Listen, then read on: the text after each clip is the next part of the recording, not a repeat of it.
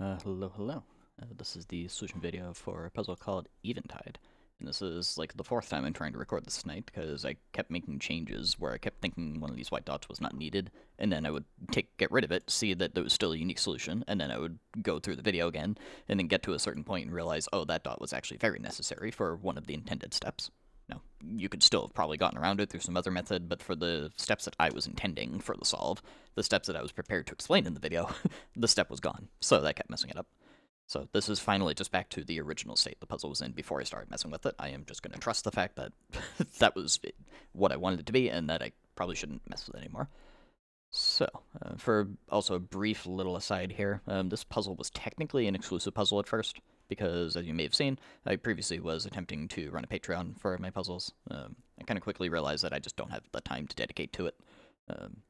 I think if I had had people actually join onto it, not to be like, oh, people didn't join, but like I knew that realistically it would have taken a lot of time for it to actually get attention, and I just kind of determined I didn't have the patience to be able to do that because I just don't spend enough time on Sudoku as a hobby. It's not my primary hobby. It's like secondary at this point. I'm more of a gamer and like anime nerd, sort of, when it comes to what I spend most of my free time on, and then Sudoku is when I'm in just more of a logical puzzle mood. Which for sometimes takes up a lot of my time. November through like mid-February, I was pretty actively doing stuff, but for the last like month straight, I really haven't been. So yes, this is now a public puzzle. None of the puzzles on the Patreon were paid for by anyone. It was set up so that way you could, but no one actually paid me for any of these. So there's no like problems with me releasing this publicly now. I'm not like screwing anyone over who had previously paid for something that was exclusive and now isn't. So, with that said, we can look at the rules. We have standard Sudoku, 1 to 9 in every row, column, and 3x3 box. And then we have consecutive pairs. Digits separated by a white dot must be consecutive. So if this was a 2, this would need to be a 1 or a 3 to be consecutive with it. Then we have killer cages. These 2 digits sum to 14, these 2 digits sum to 6, these 3 sum to 9, etc. So, let's move right over to hint 1 right away. I'm going to be trying to go back to sort of more of a general nudge you towards what to think about type of hint style, instead of it being basically walkthroughs about here's what to do now, here's what to do next. This is more of a posing more questions, or at least telling you, think about this next. So that way I'm not straight up giving you it, but I'm at least nudging you in the right direction, so you still have to put in a decent amount of work. So, hint 1 says, rows 1 and 9 have 4 white dots each. What does that mean about how the even and odd digits must be placed? First, let's point out, we have 4 white dots here, here, here, and here, and then same up here. Even though this one's connected to this, it's still a white dot in itself there. And then those. And so if we now think about the nature of white dots, we're always going to have, well, obviously consecutive digits, but if you think about consecutive digits, is more what I meant to say, any number that you have as consecutive would need to be next to something, 1 with a 2, a 3 with a 2 or a 4, a 7 with a 6 or an 8, something like that. No matter what combination of digits you could think of here, you're always going to have an odd number with an even number, in one direction or the other. We could have the 1 here and the 2 there. Doesn't really matter. And that's just by nature of how even and odd digits work. Anytime you alternate plus one number, you're going to switch from even to odd back and forth. And so, we only have 4 even digits available and 5 odd digits, because 1, 3, 5, 7, 9, and then 2, 4, 6, 8. So if we have 4 white dots, and we have 4 even digits available, and every white dot needs to have an even digit on it, that means all of the even digits in these rows are going to be spread onto those white dots. Same down here. I meant to select them both. Which means the leftover spots, so these 2 center bits, cannot be odd because of, or even, I keep saying it backwards. If you put a 4 here, for example, where are you going to put, you can maybe put a 2 on this one, a 6 over here. What are you going to put onto the last one here if you do 2, 6, 8 on the others? There's no way you can put consecutive digits here without repeating one of those even digits. So, these center parts of rows 1 and 9 must be odd. Now, that's not really hugely that important until you actually focus on what actually could go in the cages, which restricts it further. This is either 5, 9, or 6, 8, but it now cannot be 6, 8. This was either 1, 2, or 4 in some order, and it no longer can have 2, 4 down here, so that must be 1. And now we can continue this a little bit. This is a 2 or a 4, so this is either a 1, 3, or a 5 to be consecutive with those. Can't be a 1, and it also can't be a 5 because of the 5, 9 pair. So that is a 3. Now I guess I'm just trying to think of where the next place to look. We might as well fill in the other cages while we're here. This could either be a 1-5 or a 2-4. That could either be 3-9, can't be 3-9, 4-8 or 5-7. This one's 5-9 or 6-8. That's not 9, that's not 5.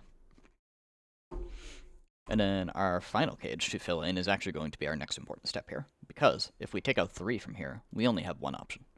So it has to be 1, 2, 6. So we actually do straight up know the order, or not the order, but we know what digits are going to go in this cage. We just don't know the order yet. Something else I'm trying to do better with the hints now is I'm trying to trail most of the hints with something like, once you've done insert step here. So that way, if you begin reading the next hint and you see, I haven't done that, oh god, then you can stop reading it. You know, if you keep reading it, that's on you. But I'm trying to make it more explicit about when is the right time to look at each hint. Since, at least on Logic Masters, it's kind of hard to tell. You know, they're spoiler texted, sort of. So you just click on it, you see all of it. So I'm trying to make it more clear. Okay, well, you can click on it, just don't read too far unless you're ready to. Anyways, hint 2 says, once you know what digits are in row 6's cage, which is this, think about row 4's cage, which is this. You can deduce its digits thanks to the 2 white dots that it sees. And so that is referring to this white dot, which sees it by being in the same box, and then this white dot, which sees it by being in the same row. Either way, you're going to get the same conclusion here, pretty much, is what that's sort of drawing you to. You do not need to think about both of these at the same time. You could actually think about either, and you would get the same conclusion. That was actually unintended when setting this. I actually placed this one for this step, and then this ended up being placed later for something unrelated. And then it actually turned out that, kind of in reverse, this ends up being basically identical to this in terms of being used at this step. This one is still needed for a later disambiguation, regardless, but... So the way I'm going to approach this is, let's look at what are the possible digits we could go onto this white dot. Well, it can't have 1, 2, 3, or 6, so it could have 4, 5, 7, 8, 9. And the same, more or less, is going to hold here, except it can't, we're going to swap out some digits. It can't have 1, 2, 6, or 9, so it could have a 3, just like how this one could have a 9, because we're in different rows here. But we're going to have the same general effect going on here, which is, if you think about the even digits that could go on here, we can see that there's really 3 options for how this unfolds. For example, this one. It could be 3, 4, by having a 4. It could be 4, 5, by also having a 4. Or it could be 7, 8, if it had an 8. So there's 3 options there. Same down here, except slightly different digits, but point is, we're going to have a 4 or an 8 on it, just by nature of we need an even digit to be placed on it, and we have 2 and 6 used up from this 9 cage here. So the question you'd want to ask yourself is, could this ever be a 4-8 cage? And the answer is no, because if this was a 4-8 cage, this white dot cannot exist. It would have to have some combination of 5, 7, 9 on it. Same over here, except it would be some combination of 3, 5, 7, which also doesn't work. So that is learning, or we are learning, that this cannot be a 4-8 cage. That must be 5, 7. And now that's going to have slightly different effects on these dots. This one not being 5, 7 anymore means it's also not 4. This one not being 5, 7 means it's no longer 8. So this one becomes a 3, 4. This one becomes an 8, 9. Now we can do a bunch of classic Sudoku. So let's maybe fill in this box first. We need 1, 2, 3, 4, 5, 7, 8. This row we can maybe do next. Here we have 1, 2, 3, 4, 5, 7. We can also fill in the rest of the center column that I didn't do earlier. We have 1, 2, 3, 4 used. We have 5, so we need 6, 7, 8 in some order. This can no longer actually be 7 or 8 because of this triple, so that's a 6. And this can't be 7 because of the 5, 7. So that's 8, that's 7. 6, 8 on the 2 sides of that white dot. This row is only missing 3 things, so we need 1, 2, 6. No 6 in the center. This 5, 7 means this is just a 4 straight up. And that leaves us with 4 and 9 left over here, which leaves 1, 2, 3 left over there. We can do a little better now, because we still have some white dots that are sort of trailing with only a few options, like this is either 4, 6, or 8. That's either 4, 6, or 8. But neither can be 4 from the 2, 4 pair here. So that actually gives us a 6, 8 pair here, which means this is no longer a 6, 8. That's 5, that's 9. That's not 5, that's not 1. We can also say this is a sort of X-weighing on 6/8 that we're going to have disambiguated by something else somewhere else on the grid, just based on we can't tell the difference currently between what pattern or what way those are going to unfold. Hint 3 is not quite yet, so let's keep going with the classic a little bit. Let's focus on row 3 next, maybe. Row 3 is a little tricky because we have a 6, 7, 8 here, and we have 1, 5, or 2, 4 over here. So 9 in this row is a little tricky to place because we can't put the 9 on this stretch of white dots just based on the fact that if we did, it would immediately have to become a 9, 8, 7 sequence, which we're already using up 8 and 7 here. So 9 in this row has to go there. And so that now leaves the question, well, what's left over here? We're going to have something, some combination of 1 through 5, like that, just based on that's the digits that are left. We're using 6, 7, 8, 9 here. Within that, though, we can sort of get some initial deductions there. We could say there must be a 3 on this no matter what, because no matter what combination of digits you put there, 3 is going to be part of it. That, unfortunately, doesn't help us, because nowhere else in the row could you put a 3 anyways, so that doesn't take out 3 anywhere. But you could ask a similar question of, well, maybe minimize this. Could this be 1, 2, 3, for example? The answer to that is no, because that would remove both options for the 6 cage here. 1, 2, 3 would mean neither of these can exist. And similar happens if you were to ask maximally 5, 4, 3, you'd have the same problem. So what we're learning is this can't have 1 or 5 on it. This must exactly be a 2, 3, 4 stretch, which means 3 in the center, 2 on the left, 4 on the right. It also means this is not a 2, 4. That's 1, that's 5. We can also do a little more pencil marking here in these top and bottom middle boxes.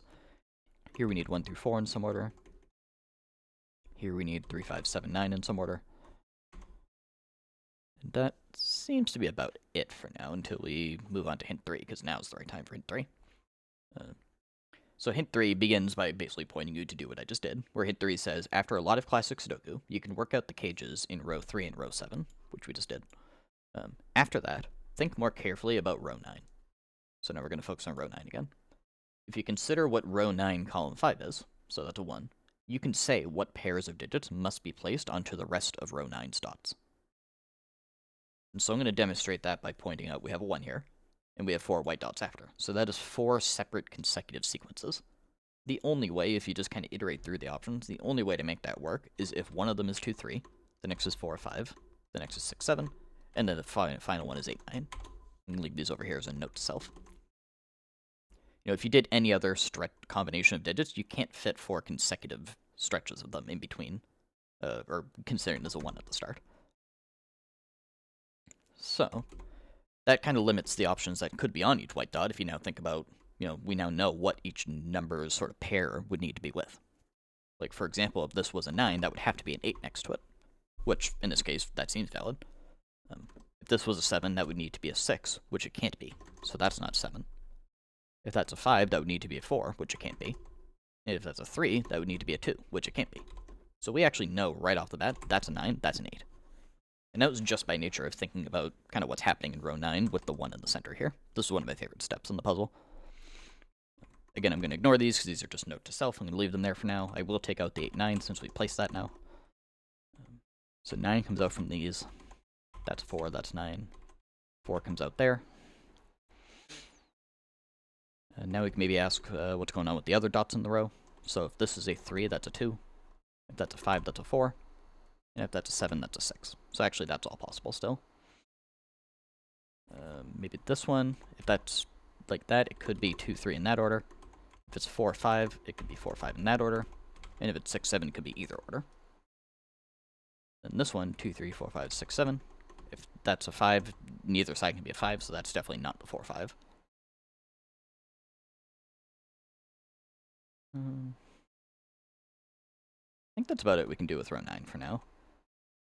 Let's maybe move up to the top of the grid, because we can't quite do a totally similar thing here, but we could at least pay attention to these white dots. We don't know what the center digit is yet, so we don't know how the other 4 white dots are going to be spread out yet.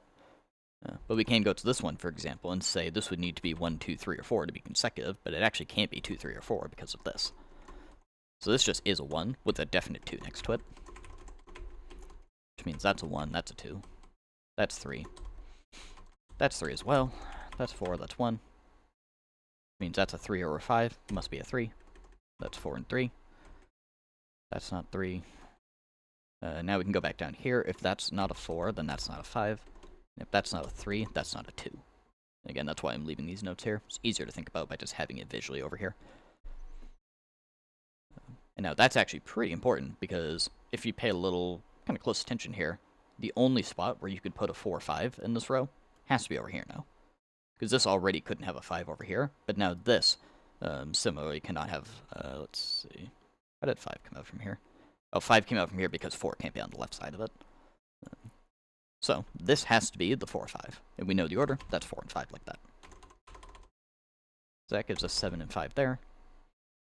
And we don't quite know still the order of these yet, but I'm going to delete these now just so I have the space to be able to pencil mark down here. Because we're getting pretty close to being done. Now let's look at this white dot stretch, because there's only three together here, and we're using 1 through 4. So this is going to be 5 through 9 in some order. So we can actually say there must be a 7 on it, just based on that. If we have 5, 6, 7, 8, 9, no matter what stretch with 3 digits you take, 7 is in the center of it. Or it could be in the center of it. 7's not there. Let's see where to look next. We can just maybe continue looking down that. We can maybe ask, if this was 5, 6, 7. But actually, that doesn't work, because 5 can't go up here at all. Like, we can actually do some classic Sudoku here. 5's not placeable in either of these places. So that is a 5, that's 9, that's 5.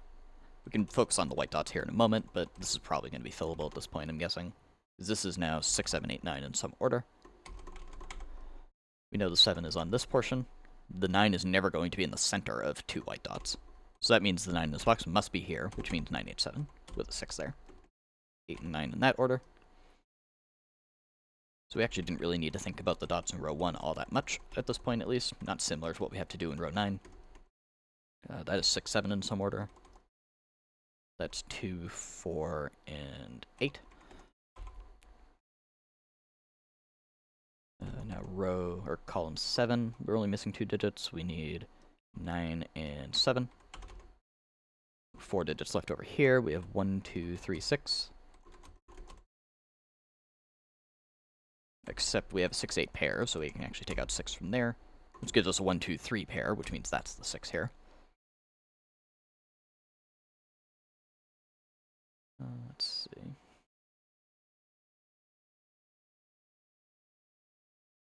I feel like there should be something a little more obvious that I just haven't placed yet, maybe. But well, in this spot here, we have 6, 8 pair, and we have 4 digits. Otherwise, it's 1 through 4 in some order, so that's not 3 or 4. That actually gives us a 1, 2 pair in the row, so that's a 3. And that would be a 4 then as a result, which now sorts out all of this, which by effect sorts that out. We now have a 2, 6 pair here, so there's a 1 in the center.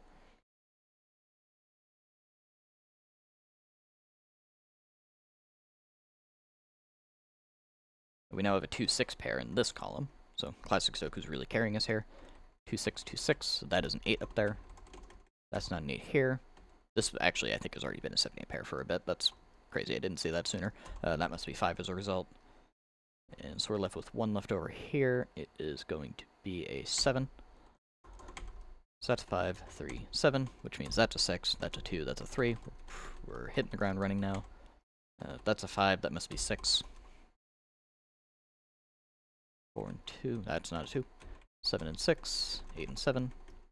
And we have 4 and 8 left over here. We're done.